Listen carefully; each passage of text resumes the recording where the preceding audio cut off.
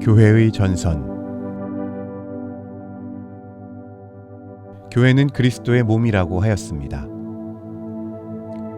하늘로 올라가셔서 지금은 우리의 육안에 보이지 않으시는 그리스도를 우리가 사랑한다고 하지만 때때로 걷잡지 못할 막연한 공허를 느낍니다.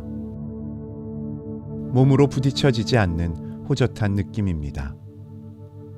그러므로 그리스도께서는 성령의 역사로 우리에게 교회를 세워주시고 이것이 그의 몸이라고 가르치셨습니다. 그리하여 우리로 하여금 이 보이는 교회에 충성함으로 그리스도에게 충성을 바치고 이 보이는 교회를 사랑함으로 그리스도를 사랑하는 것이 되게 하셨습니다. 그리하여 우리는 어쩔 수 없이 교회인이 되었습니다. 따라서 교회주의자가 되어집니다. 나는 우선 이 교회주의에 대하여 얼마 비판을 가하고 다음으로 우리 교회의 할 일을 이야기하려 합니다. 신교에서 많이 볼 수 있는 소극적인 교회주의가 눈에 띄입니다. 그것은 이 넓고 복잡한 세속사회 안에서 신자는 신자끼리만으로 한 덩어리를 이루고 그 안에서 살려는 생각입니다. 불신자 사회는 더럽다, 망할 세상이다 하여 그것은 배관시합니다. 그들에게 닿으면 더러워질까봐, 부정을 탈까봐 요리조리 피합니다. 옛날 바리새인들이 사마리아인이나 이방인 대하듯 합니다. 그리하여 신자는 신자끼리서 어느 한 구석에 조그맣게 되어 옹기종기 저희끼리 소곤거리며 살아가려는 것입니다.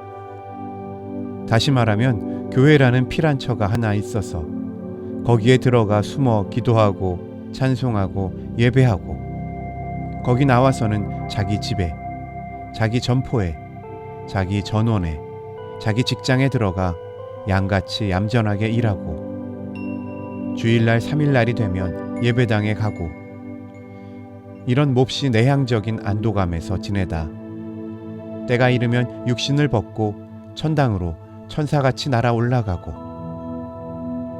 이 세상에 대해서는 믿으라고 권면하는 정도로 지내고 그래도 안 믿고 망한다면 그것은 제 잘못이니 내 알 바 아니라고 하는 것입니다.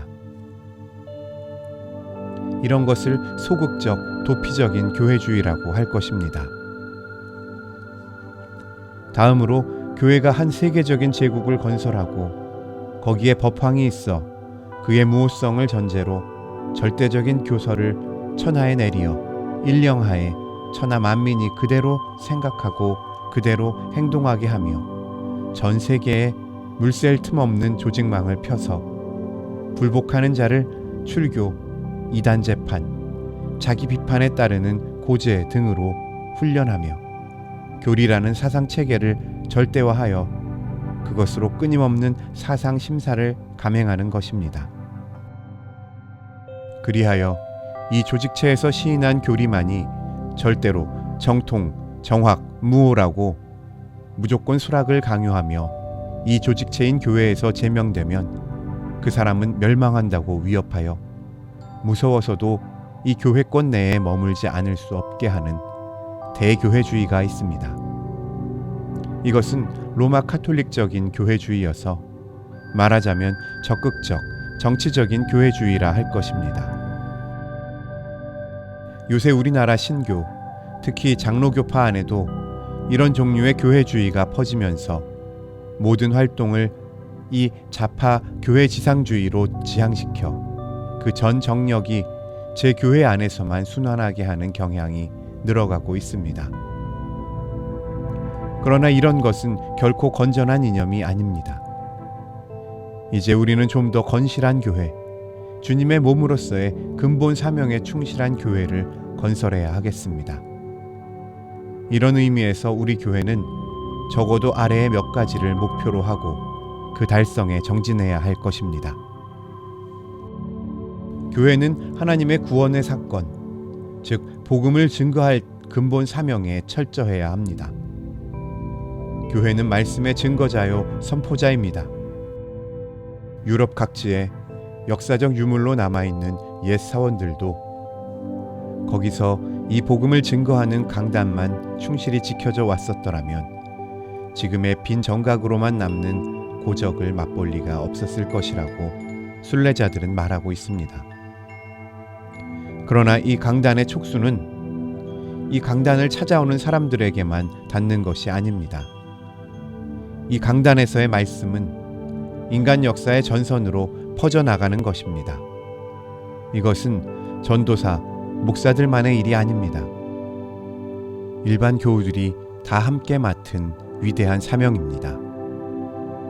목사와 교우들은 이 위대한 인간 재건 사업에 동참한 동지요, 동역자요, 맹우들입니다. 통틀어 십자군이라면 목사는 그 장교라고 볼 수 있을 것입니다. 그리하여 각양각기의 직장을 가진 우리 교우들을 통하여 이 강단에서 증거되는 복음은 그 전선을 넓혀가는 것입니다. 우리 교우들 중에는 교육계에서, 학생계에서, 구호사업과 보육사업에서, 출판계에서, 정치계에서, 실업계에서 가장 신앙적이며 양심적인 그리스도인다운 빛을 드러내고 있어야 할 것입니다. 그리고 각양 직장에서 다 응분의 그리스도교적인 봉사를 하고 있을 것입니다. 우리 각 지교회는 지교회로서의 울타리 속 살림 굳힐 재정적, 시간적 여유를 될 수 있는 대로 최전선으로 동원시켜야 합니다. 존 A. 맥카이 박사의 말에 그리스도는 언제나 최전선에 나가 싸우고 계시다. 우리가 그리스도로 더불어 최전선으로 나가지 않는다면 후방에서 그리스도 없는 회당을 지킬 밖에 없다고 한 것이 있습니다. 우리 교회의 전선은 그리스도와 함께 세상을 향하여 넓어져야 하겠습니다. 적어도 우리는 그렇게 노력하고 있어야 합니다. 공각만 남은 인류는 이제 복음을 기다려 목마르고 있습니다. 우리 교회는 가르치는 교회라야 합니다. 우리 교회 강단은 설교임과 동시에 하나의 강연인 느낌이 있어야 할 것입니다. 때가 찼고 하나님 나라가 가까이 왔으니 회개하고 복음을 믿으라 하고 예수님은 외쳤습니다. 복음을 믿고 안 믿는 데서 인간의 운명은 결정됩니다. 그러므로 복음은 반드시 전파되어야 하겠습니다. 그런데 복음은 하나의 사건입니다. 이 사건은 선포되는 것입니다. 이런 일이 있었다 하는 것이 광고되는 것입니다. 그러나 우리는 그 복음을 설명하고 그 도리를 가르쳐야 합니다. 왜 이럴 필요가 있느냐? 어떻게 이렇게 될 수 있느냐? 그 의의가 무엇이냐? 하고 탐구하는 자에게 조리 있게 가르쳐야 의심 없이 믿을 수 있을 것이 아니겠습니까? 과학, 문학, 예술 등의 학도들은 정정당당하게 그것을 각 교육기관에서 가르치고 또 배우고 있습니다. 그런데 우리 종교, 이 구원의 복음에 관한 이치만은 일반 교육기관을 통하여 가르치고 배우지 못할 이치가 어디 있습니까? 홉스의 유물주의, 꽁트의 실증주의, 막스의 공산주의 등 반진리는 소개하면서 7억의 마음에 왕좌를 차지하고 있는 그리스도의 복음은 가르치지 못할 리가 어디 있겠습니까? D.R.G. 오웬의 과학주의, 인간, 종교라는 책에 현대 교육기관에서 열심으로 가르치는 반진리의 내용을 아래와 같이 지적했습니다. 진리는 과학만 통하여 얻어진다. 물질이 유일한 실제다. 모든 행동은 기계적으로 결정되어 있다. 가치는 사회적 편의에 따라 정해진다. 이상사회는 과학의 발달에 의하여 보장되고 있다. 이런 내용의 일반적인 진리가 진리 전체인 것 같이 가르쳐지고 있는 현대 교육기관 안에 우리의 자녀들을 보내고 안심한다는 것은 어리석은 일이 아닐 수 없습니다. 우리의 싸우는 병기는 육체에 속한 것이 아니오 오직 하나님 앞에서 견고한 진을 파하는 강력이라. 모든 이론을 파하며 자고하여 하나님 지식을 대적하는 자를 파하고 모든 사상을 사로잡아 그리스도에게 복종케 하는 중에 있노라 하고 바울은 이런 거짓 지성에 도전하였습니다. 내가 조그마한 잡지 십자군을 내고 있습니다. 겸허한 마음으로 정독하면 진리 파악에 적잖이 도움이 되리라고 믿습니다. 그러나 가만히 보면 이 작은 잡지도 다른 모든 한국의 출판물들과 같이 하나의 시험하는 돌, 걸치는 돌이 되어 있음을 발견합니다. 이 잡지를 진심으로 애독해주는 동지들도 많이 있지만 동시에 몹시 거리낌을 느끼는 사람들도 많습니다. 그 싫어하는 이들의 심경을 타진해 본다면 한국에서 무슨 좋은 것이 나겠느냐? 그 사람이 쓴 것을 읽는다는 것은 내가 그 사람에게서 배운다는 것을 의미함일 것이며 따라서 내가 그 사람보다 못한 것으로 알려지는 것이니 나의 자존심이 허락하지 않는다. 예수는 믿는 것이요 아는 것이 아니다. 그런 걸 읽지 않아도 나는 천당 갈 테니 염려 말라는 식의 무지주의자. 자기를 절대화한 사람들, 즉 내 신앙, 내 신학이 절대 정확하고 절대 정통이니 그 책의 글이 내 것보다 나을 수는 애당초 없는 것이요. 내 것과 같다면 같은 것을 읽는 것은 시간 낭비요.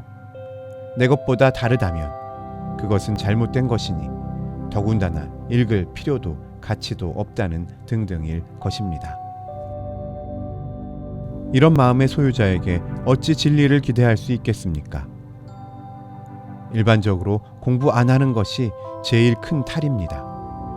목사도 교인도 국회의원도 심지어 학생까지도 공부를 제대로 안 합니다. 우리가 생각하는 존재라면 타인에게서 자기 생각과 공명되는 점을 발견한 때처럼 기쁜 일은 없을 것입니다. 그리고 자기가 아직까지 생각지 못했던 것을 발견한 때처럼 감사한 일은 없을 것입니다. 그리고 자기 생각에 맞지 않는 것을 발견한 때 자기 반성과 자기 확신과의 둘 중 하나가 뚜렷하게 드러납니다. 우리 교회는 가르치는 교회, 배우는 교인, 다 함께 착실한 학도로 평생을 지녀야 합니다. 끼는 굶어도 책은 산다는 지식인의 마음이 살아 움직여야 할 것입니다. 교회는 섬기는 교회여야 합니다. 실존적인 몸으로서의 교회입니다. 히브리 사람들은 순수 이념을 그리 높이 평가하지 않습니다. 몸이 없으면 생명이 구현되지 않는다고 믿었습니다.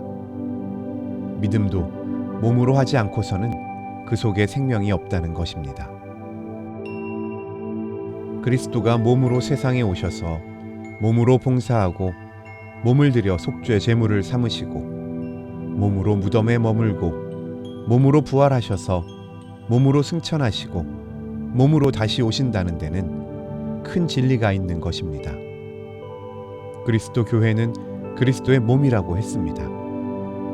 교회가 그리스도의 몸이면 그리스도가 몸으로 하신 일과 같은 일들을 교회가 역시 몸으로 실천해야 할 것입니다. 즉, 우리의 진리는 우리의 생활로 말하는 것이어야 한다는 것입니다. 우리에게는 생명 자체 안에 무엇이 생겨나야 한다. 생명에 관하여 안다는 것은 산다는 것을 의미함이 아니다. 하나님에 대하여 안다는 것은 하나님을 안다는 것과 같은 것이 아니다. 우리 영혼을 비추는 말씀은 우리 영혼 안에 성육신하여야 한다 하는 것입니다.